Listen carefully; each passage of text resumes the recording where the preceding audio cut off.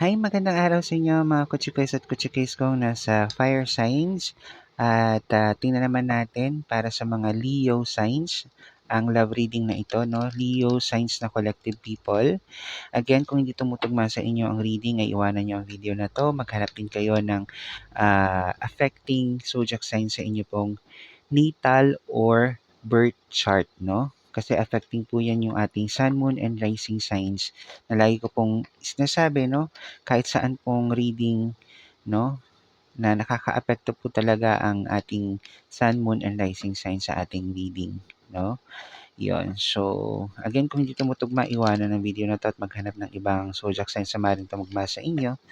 Ayan. At magpa-check din kayo ng inyo pong sun, moon, and rising signs sa mga experts, no? Yung mga specialists about it, sa mga astrologers, no? Yung mga nag-aaral din ng astrology, yan, mache-check nyo po doon yung iba't ibang affecting zodiac signs ninyo.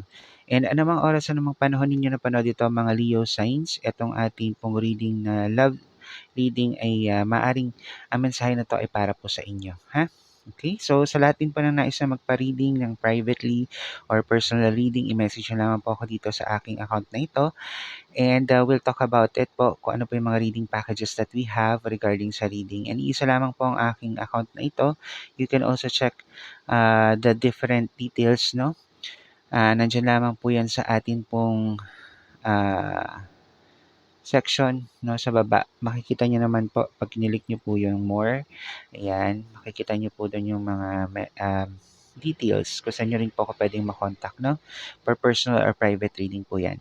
Okay, so Leo signs, eto na ang reading mo. Meron ka ditong Ace of Pentacles, Death and Rebirth, and then the Hierophant. Regarding sa love situation, maaring recently or from the past ay nagkaroon na ng pag-aayos in between you and your partner.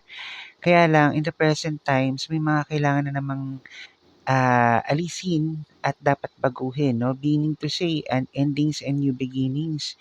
Kung ano man yung mga napagtalunan or napag-aawayan lately, kailangan na itong tapusin, bigyan ng solusyon, at magkaroon ng panibagong simula in between you and your partner, no? The Hierophant is still here, meaning to say, in order for both of you to be happy, kailangan talaga ng pag-aayos, no? Kung merong mga pagtatalo or pag-aaway or conflict lately in between you and your partner, no, mga Leo signs. Meron din ditong bottom deck natin na Eight of Cups, Ace of Cups, Five of Cups, more on emotions. Temperance, at saka itong Seven of Pentacles. Okay. So, sa nakikita ko dito, maaring some of you, no, sa mga collective people natin na Leo signs ay nagwa-walk out or maaring lumayo, no, panamantala doon sa partner nila.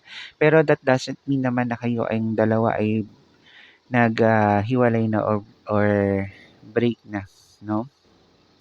Siguro kailangan nyo lang ng time and space away from each other para parehas ninyong maunawaan ang sitwasyon at parehas ninyong maayos pa rin ito. Kasi I'm seeing Ace of Cups, maaring there's a new form of rekindling or to rekindle your situation to one another, no?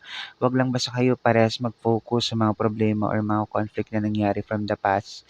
At wag lang din madaliin masyado yung mga bagay para maisaayos. Kailangan din kasi niyan ng parang different factors, no, para kumbaga maiayos yung lahat. Siguro una sa lahat kapag kayo may time and oras or sabihin natin oras na panahon para sa isa't isa at mag-usap, makinig kayo sa bawat isa. Open communication, honesty, and then put up boundaries in between. Pero wag madaliin, no? Kasi some of you, mga Leo signs, nakikita ko na marahil or maaari na anong tawag dito, ay kayo, no, ay parang minamadali nyo siguro na mag-mature din yung partner niyo regarding sa situations para maisaayos sa mga bagay-bagay. Ngunit sa mga ganitong pagkakataon, since marami naman kayong pinagsamahan na ng partner mo, kailangan nyo lang ng unawaan sa bawat isa. Pag-usapan ng mga problema upang maisaayos ang bawat pagkakataon o mga problema nangyayari in between. Okay? So, yan yung mga nakikita ko so far, no? Para sa inyong mga Leo signs. And maraming salamat pa rin po sa patuloy na pag-support at pagsubaybay. And muli po, this is Goddess Venus Tarot na nagsasabing always spread the love and have a wonderful day to everyone po.